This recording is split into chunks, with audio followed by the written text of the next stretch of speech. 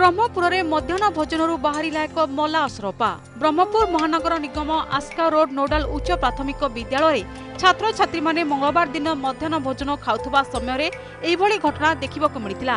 अष्टम श्रेणी रे अध्ययनरत छात्री इतिश्री पंडा मध्याह्न भोजन खाइबा बेले भात डालमारे मला असरपा रहिथिबा देखिबाकु मिलिथिला। परे प्रधान शिक्षकंकु एही विषय जणाइथिले।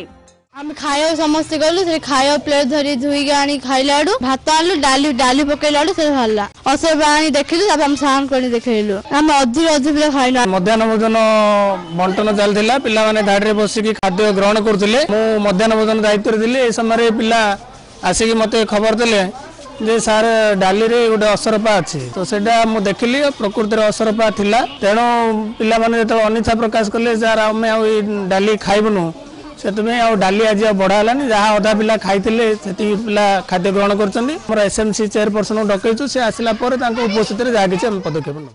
घटना परे छात्र छात्री माने आउ खाद्य खाई नथिले आउ किछि विद्यार्थी भात सह आचरणी खाइथिबा कहिसंती विद्यालयर पाचिका। सेपटे घटना नहीं स्थानीय विधायकों दृष्टि आकर्षण कराजिबो परे से रोषे करुथबा व्यक्ति एथिप्रति यथेष्ट गुरुत्व देबे बोली पाचिका कहिसंती। आगामी दिन में जेपरी आहु एमिति घटना न घटिबो से नै आलोचना करबे बोली मध्य कहिसंती।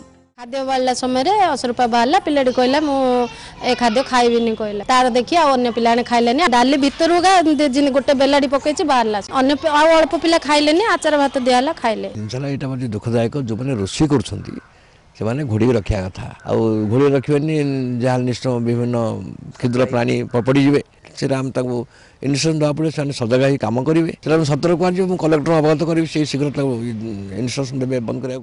विभिन्न विद्यालय को जाउथबा रंधा खाद्य को जांच न करी पठा जाउथबारु एपरी मला असरपा बाहरुछि। तबे एने प्रशासन पक्षरु कोन पदक्षेप निया जाउछि ताकु ही अपेक्षा। ब्रह्मपुर वीडियो जर्नलिस्ट संजय समीर आचार्य रिपोर्ट MBC न्यूज।